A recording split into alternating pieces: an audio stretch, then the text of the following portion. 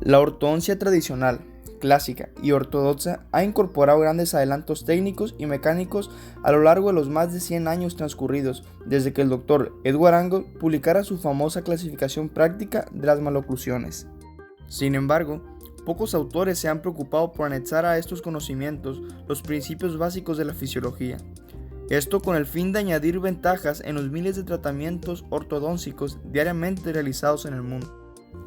El diagnóstico puede definirse como el arte de reconocer un padecimiento o identificar cualquier condición que pueda apartarse de lo normal. Antes de proceder a la reconstrucción oclusal, siempre se debe rehabilitar el sistema anático para poder discriminar una oclusión orgánica de una no orgánica o maloclusión. Nos valemos de las 4 posiciones diagnósticas que determinarán una guía para establecer los criterios de funcionalidad o de patología. La enumeración de las posiciones 1, 2, 3 y 4 corresponde a los movimientos mandibulares. 1. Para el movimiento anteroposterior. 2. Para el movimiento medio lateral derecho. 3. Para el movimiento medio lateral izquierdo. 4. Para el movimiento postero anterior. A su vez, esas posiciones demarcan funciones. 1. Deglutir. 2. Desgarrar. 3. Desgarrar. 4. Incidir. Existen 2 clases de factores de la oclusión orgánica: los inalterables fijos y los modificables por las manos del operador. Los factores inalterables o fijos no pueden modificarse a los deseos del operador, salvo en contadas ocasiones. No obstante, deben ir en consonancia con los factores modificables. Se desprende de este conocimiento que sí hay factores fijos para cada ser humano, siendo necesario consultarlos para poder realizar diagnósticos certeros y adecuados. La centricidad mandibular ha sido reconocida desde hace muchos años como un requisito indispensable para iniciar los diagnósticos, siendo esta posición la más postero, superior y media de la mandíbula.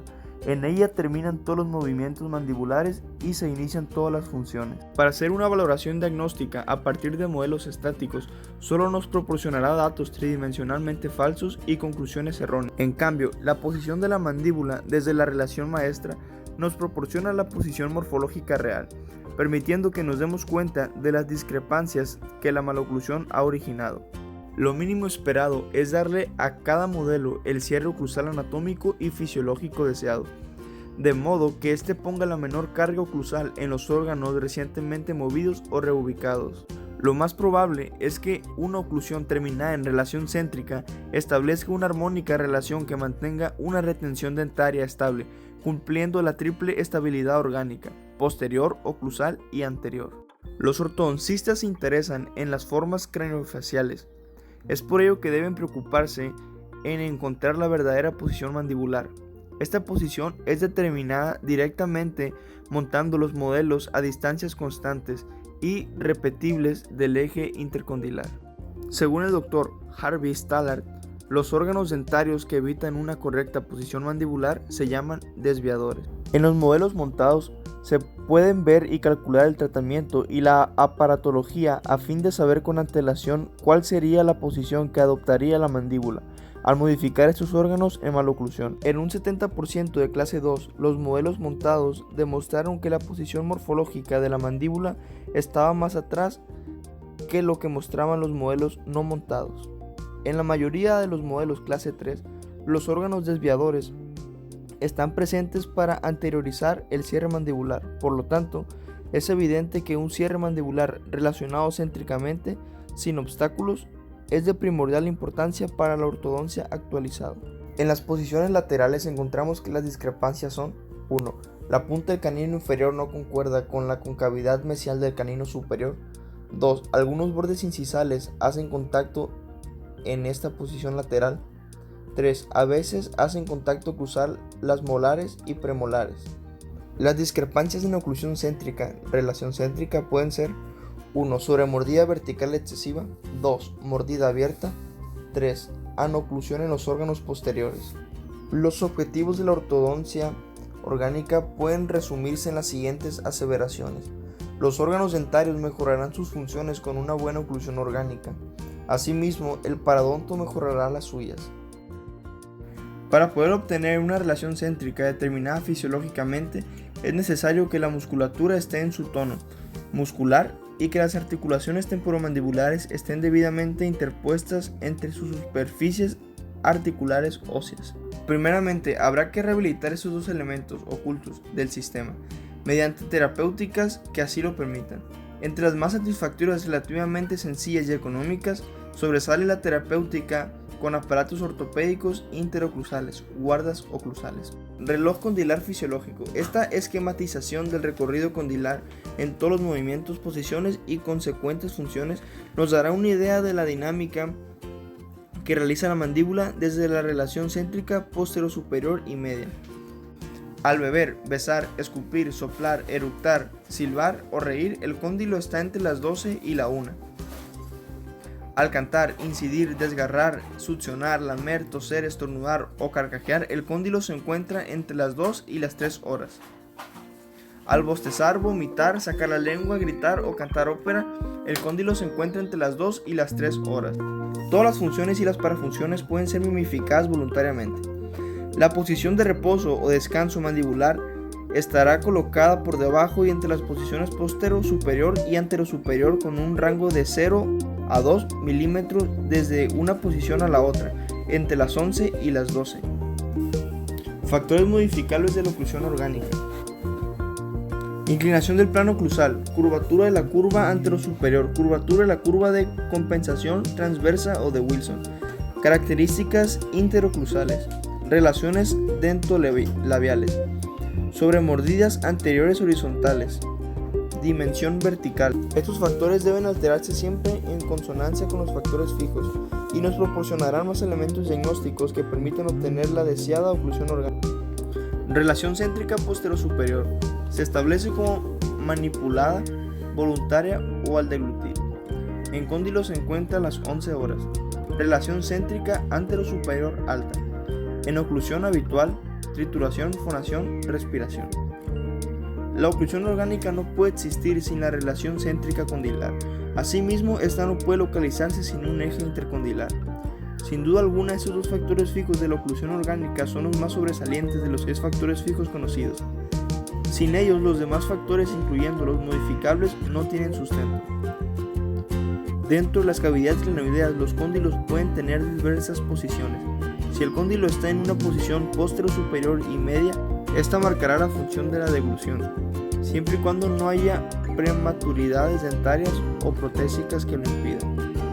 Las rotaciones son pequeñas, pero de gran importancia, y se llevan a cabo alrededor de líneas imaginarias llamadas ejes. Una rotación es un movimiento de un cuerpo en torno a un eje o centro de rotación. Las traslaciones son desplazamientos del cuerpo en forma tal que todos sus puntos describen trayectorias idénticas, es decir, que tienen la misma velocidad y dirección. Tal divide en dos partes desiguales, cráneo y la mandíbula, y se estudia y observa de delante hacia atrás y de atrás hacia adelante, del paciente, de los modelos o de los huesos. El plano sagital divide en dos partes iguales al cráneo y a la mandíbula, y se estudia y observa de los lados derecho e izquierdo del paciente, modelos o huesos. El plano horizontal divide en dos partes desiguales al cráneo y a la mandíbula, y se estudia y observa de arriba a abajo y de abajo. El componente vertical sagital de los movimientos mandibulares se origina alrededor de un eje intercondilar horizontal. El componente horizontal sagital del movimiento mandibular está alrededor de un eje vertical que se interseca con el eje intercondilar. El componente vertical horizontal del movimiento mandibular está alrededor del eje sagital que interseca al eje intercondilar en el mismo punto en que lo hace. Los cóndilos mandibulares se desplazan hacia arriba y hacia adelante de sus cavidades glenoideas cuando realizan cualesquiera de las 20 o más de funciones que el sistema gnático le. El desplazamiento total de la mandíbula por la acción muscular, influenciado además por las curvaturas e inclinaciones de la eminencia articular para uno u otro lado, izquierda o derecha, se denomina transtrucción. La mayoría de las interferencias ocurren en las mediotrusiones, por lo cual deben extremarse los cuidados para evitarlas. Las importantes influencias que determinan la transtrucción se manifiestan del lado de la laterotrusión. Es posible prevenir problemas colocando las cúspides estampadoras a distancias mesiodistales exactas, para que no choquen al efectuar las lateralidades que hace la mandíbula, por ejemplo, la trituración de los alimentos. El maxilar superior y la mandíbula son muy importantes para determinar la forma de la cara. Estos huesos tienen un tamaño y forma definidos, pero desafortunadamente no siempre existe una relación armónica entre ambos. El maxilar superior puede ser muy agradable o presentarse hacia adelante, muy pequeño o presentarse hacia atrás. Las arcadas dentarias deben oponerse armónicamente, sin importar si ellas son alargadas, anchas, ovales o parabólicas. Los órganos dentarios están diseñados de tal manera que puedan ocluir bien en cualquier forma craneana. El plano de oclusión puede alterarse de dos principales maneras.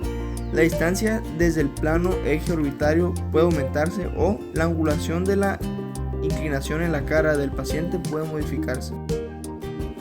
Interrelaciones entre la curva y el plano oclusal. La primera ley que dicta esta condición es que la curvatura de la curva antero-posterior disminuye a medida que la inclinación del plano oclusal aumenta. De esta manera, si inclinamos hacia abajo el plano oclusal en referencia al plano eje orbitario, tendríamos que reubicar las cúspides a una curva antero-posterior que tuviese menos curvatura.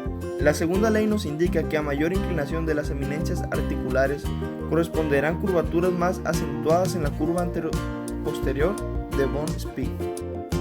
Una tercera ley de necesario seguimiento es: a curvaturas acentuadas en las trayectorias condíleas corresponden curvaturas mayores de la curva de Spee. La curva de Wilson es aquella formada por las inclinaciones linguales de las cúspides vestibulares inferiores, vista en un plano frontal. Esta curva transversal depende del nivel y de la distancia del plano oclusal, en relación al ángulo de la eminencia y del plano eje orbitario.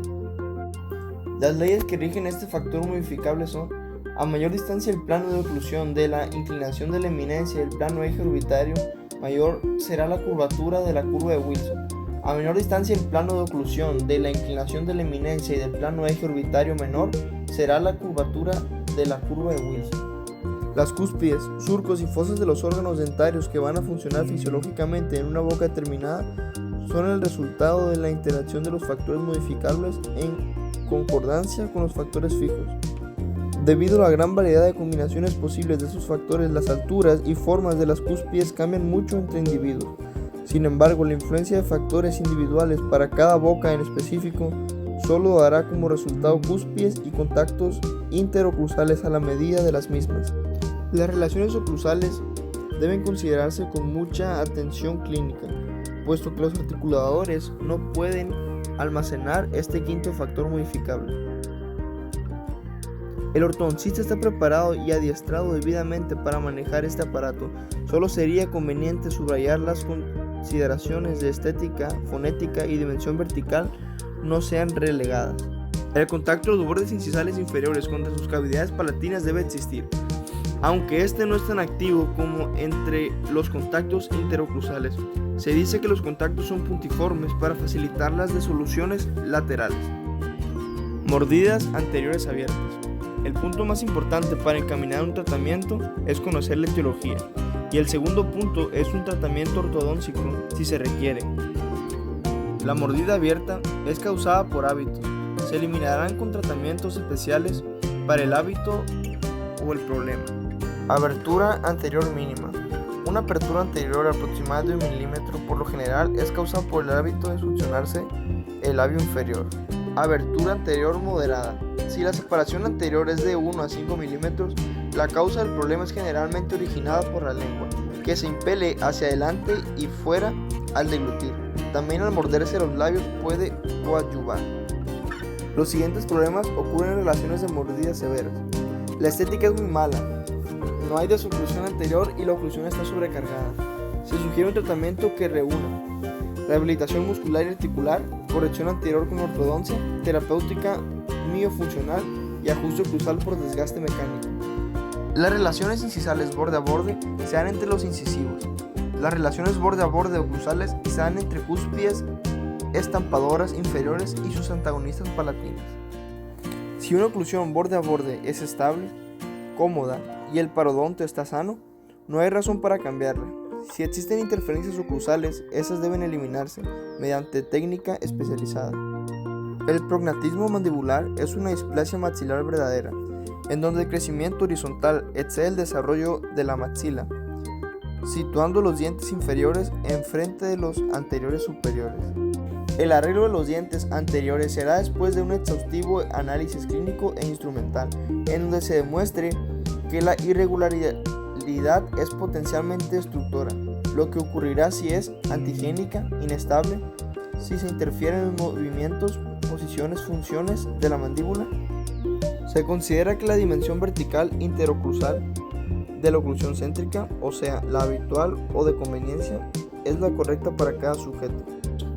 Rehabilitación temporomandibular. La capacidad del sistema magnático para rehabilitarse es amplia y solo requiere que el especialista encuentre el sistema más eficaz para lograrlo, escogiendo entre las terapéuticas conocidas aquella que se adapte más para recuperar la fisiología perdida, alterada o modificada por procedimientos ortodónticos mecánicos.